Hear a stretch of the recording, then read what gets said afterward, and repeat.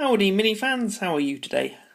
I'm good, thanks for asking. Greenside Project here, day 29 of the July challenge in August, and here we see these are the last 4 town models of my infantry squad, and I'm just sealing the base with some very watery PVA glue. Not the most interesting thing for you to watch. Actually, I started filming this video a second ago, realised that this guy, Mr. Melter, I put him up on my, I was going to say my shelf, put him up on my paint rack to compare him to some of the other minis that had already been painted, and forgot to seal his base, so I thought I'd do this whilst talking to you. So, yes, still no grey primer. My lovely girlfriend's actually picked some of that up now, though, and she's on her shift at the moment. As soon as she comes back, she'll be bringing me grey primer with which I can prime these Talon, and we can nearly get that first infantry squad sorted, which would be lovely. So, as you can see, I've got the bases done, got the 4 down here, that's the 3 lasgun guys, and my dude with the melter up here, and actually I can't lift the camera any further because it's actually charging at the moment, so I'll bring them down. We've also got my missile launcher and weapons team there, which you might have already seen. I have done a bit more though, apart from these guys. I've done my test model for Mr. Krieg here. Hello Mr. Krieg, how are you? And there was a time whenever I did test model, I spent hours and hours and hours on them and set the bar annoyingly high, so then when I went to the rest of the squad it was an absolute nightmare. Whereas with this dude, I went for what I thought was a reasonable paint job. Took me just over half an hour, I think, to get the colours right. You saw, obviously, the start of the paint job in the last video, if you're watching that. Quite like the sort of burn effect on the multi-melter. I think that looks kind of cool. Obviously, that's just a bit of dry brushing various colours. And then we can see a bit of a mucky muck there on the bottom of his robe. I wanted a trench warfare look, so you can probably see it here. What I did was I had some model scale wood frames, tore a bit of that off. Well, I say tore, it's plastic, and I'm not the Incredible Hulk, you know. Sort of clippered and mangled up a bit of wood to put down there, and I think some other minis will be having some barbed wire and stuff. But here he is, yeah, quite proud of him. Didn't take too much time, so doing a squad, or ultimately I think at least one of each of the infantry squads. So that's the one standing, the one at ease, the one sort of walking, the one firing. Is that 3? Have I said 4? There's only 3 different squads you can get anyway from Forge. I'm going to do those ones ultimately, I think, and have a platoon of 30 men. And here they are. One thing I noticed with him, and it's a bit the same as when I was painting the rider from the Mukali, and it's sort of an almost, not quite a peculiarity, but it's something that I've noticed particularly with Forge World models. Because they're so accurate, they tend to be proportioned differently to the proportions I'm used to. And to illustrate this point, I'm going to put Mr. Krieg here against one of my old school Talon guys. Now,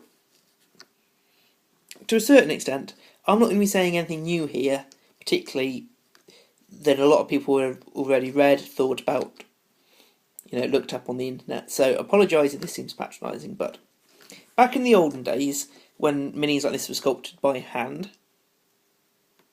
certain things like hand proportions, face proportions, stature and muscle build tended to be over-proportioned. These weren't very realistic scale models. They were, you know, what we call heroic scale, a bit cartoony, a bit OTT, and that's fine. That works well for minis. That's sort of what separates the miniature world from the model world per se. However, with time, both with expertise for hand modelling and more lately an almost exclusive use of computers to help in the sculpting process. Apologies if I'm incorrect here, but I believe from what I've read that all Forge World sculpts are at some point computer aided using CAD, computer aided design. Now, as far as I'm concerned, that doesn't make the sculptors any less talented. A lot of them, I'm sure, do lots of green stuff work. They're fantastically talented guys, you know. But because modern techniques, modern technology allows you to be much more precise and make some things thinner, if you look at this Krieg guy, he's more I'd call true scale. his hands, his face are the right proportion. He's not overly muscular. His sort of physique is what you might expect of a slightly malnourished trench warfare soldier.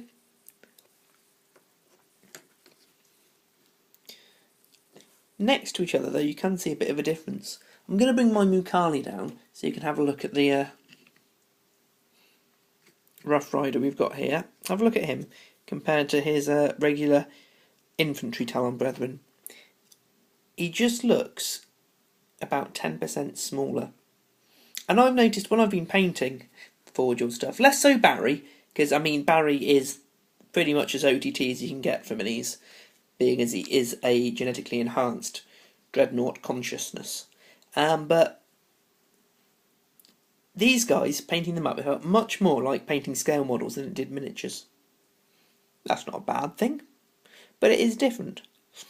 And if you look at, well, for instance, I sort of inadvertently, I wanted to go for a similar colour scheme to Forge World, and I've inadvertently sort of pretty much got quite close there without particularly trying to the colour scheme a lot of their minis use. Not to say mine's anywhere near as good, but you get the point. More and more, you know, miniature painters are using model techniques of vehicles and things. Guys like Templars Crusade do amazing things with pigments and oils and all those sorts of things.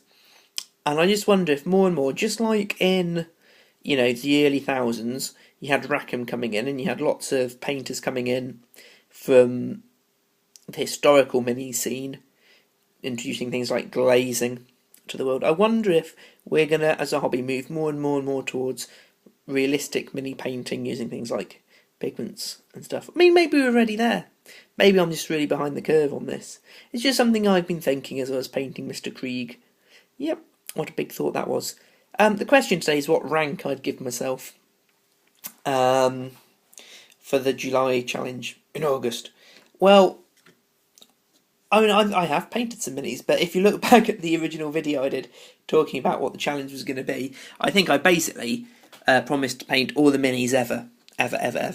And even if not that, certainly all the Talon and Mordians, and do Let's Paints on them, and start on the Kriegs and do some Sisters of Atlan.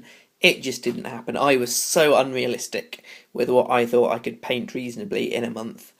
Oh, goodness me. I've had a fantastic time. What rank would I have?